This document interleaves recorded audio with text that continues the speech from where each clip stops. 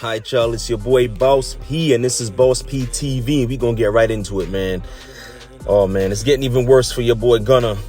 It's already bad for Young Thug. It's getting worse for your boy Gunna. He now has also been denied release in Atlanta in that whole Rico case against YSL.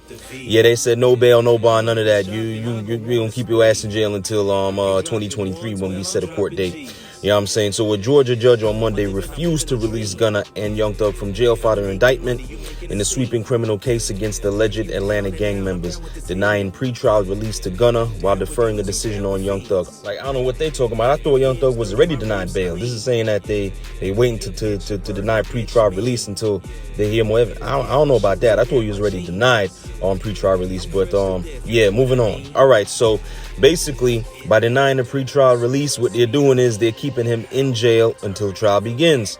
All right, he'll be in jail through the trial. He will not have any bond. He will not have any bail. He's going to stay in jail. All right. Now, at a hearing in Fulton County Superior Court, they set a trial date for January 2023. All right. So that's what, 7 months from now, I think, 7 or 8 months. The judge offered a little detail on his rationale, but was clearly swayed by arguments from the prosecutors who said they were worried about witness intimidation if the rapper was released on bond. Now, I wouldn't think they have to worry about anything from Gunna. From Young Thug, yeah, they will definitely have to worry. He's the leader of YSL. I don't think Gunna really gets down like that. Mr. Sergio Kitchens, real name. He doesn't look like the type, but then again, looks can be deceiving. You never know. He gets out there, he grabs a gun, goes to see a few witnesses. I mean, you never know. You never know. I mean, he might be the one out there intimidating witnesses, witness tampering and all that. He might be the shooter for all we know. We have no idea. All right, now they are the ones directing the violence, argued one prosecutor from the Fulton County District Attorney's Office, referring to both Young Thug and Gunna. They direct their troops, not Gunna. Young Thug, definitely Young Thug, not Gunna. Now, in a statement, Gunna's attorney said the court was obviously concerned about threats and intimidation of witnesses. We believe when the court hears evidence, not just the words of the prosecutor, it will find that Sergio's release on bond will not directly or indirectly pose a significant risk to witnesses. We look forward to having an evidentiary hearing on this as soon as the court permits.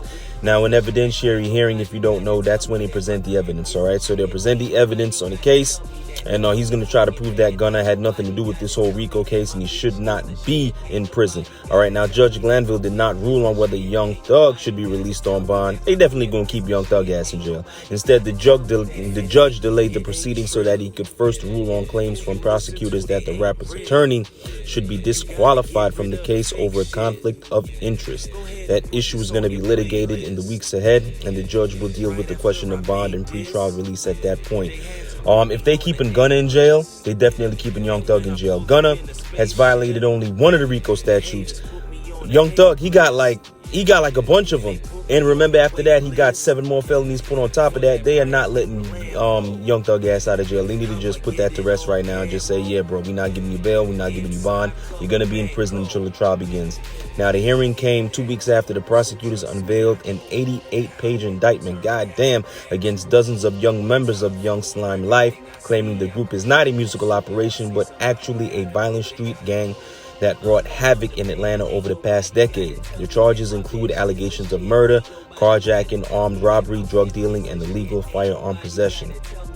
And they saying that Young Thug, remember that whole drive-by shooting that killed that dude back in 2015. They saying that Young Thug is the one that rented the whip. I don't understand. You're a big-time kingpin. You're supposed to be smart. How could you rent a car in your own name that is later on going to be used in a murder, in a drive-by? That doesn't make any sense to me, but some of these dudes are stupid. Anyway, additional charges against Young Thug were later tacked on based on items found when he was arrested, including possession of illegal guns. Now, you remember when the feds raided the crib, they went in there, they was digging up his yard, it was breaking down his walls and everything, and they found contraband, they found illegal firearms, they found everything. So that's where the additional felonies came from.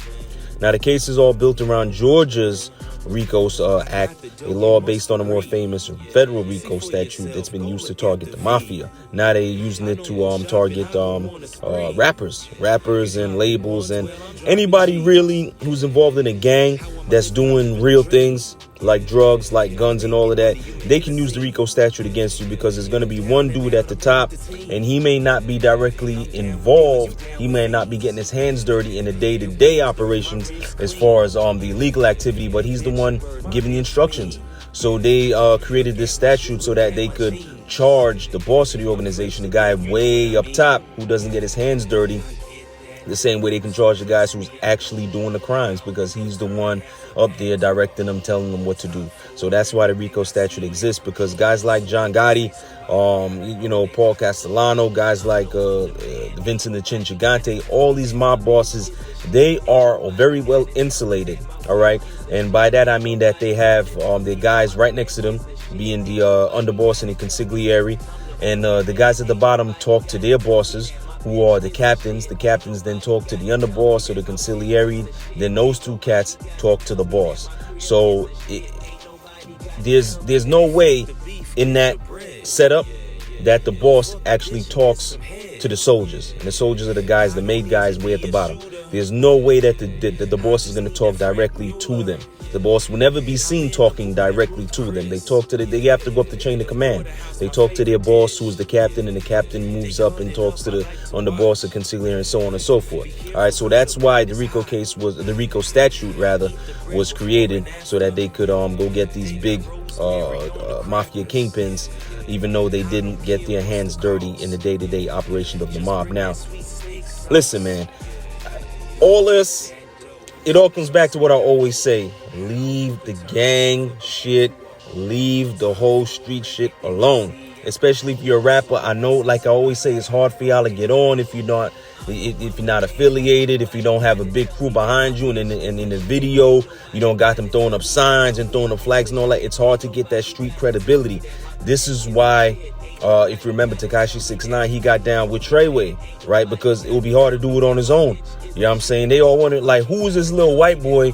Or I don't know if he's white. He might be Spanish. Who is this little Spanish boy? He looks so out of place. He looks so out of place in that first video that they did. You know what I'm saying? Out there in Brooklyn, there's a bunch of cats wearing all red, flagged out right behind him. He's in front, shouting and screaming. You know what I'm saying? In the video, you're like, who the hell is this dude? But that's what gave him the street credibility. And that's why people listened to him. That's why they gave him a chance, because he was affiliated with them blood dudes. You know what I'm talking about? But I'm telling you, man, like you ever watch these movies, Paid in Full, Menace to Society, like Boys in the, any of these movies, yo, they all start out the same goddamn way. They all start out like Narcos or even The Godfather. They all start out the same way. People are broke. Dudes is in the hood. They don't got no bread. One dude, he raises up and he says, yo, I got an idea. We gonna get down. We gonna do this. We gonna do that. And you know what I'm saying? It turns out they start dealing drugs. They get a gun. They start committing murders. And before you know it, they the man. They the man. Now, when they pull up to the club, they don't stand online with everybody else. They in the VIP entrance. When they inside the club, they in the VIP section, bottle service, all of that. They don't pay for nothing. Everything is given to them because they the man. They are the boss. You know what I'm saying? But sooner or later, what happens, it always ends up the same way. They get too hot, either because they're doing too much drug dealing or because there's too much murdering. Now they get on the Fed's radar. Fed comes in, cats get killed, cats get arrested, and then cats get charged. Just like Young Thug's being charged right now, cats get charged, and then they go away for a really long time. Paid in Full, what happened? Rico, Ace,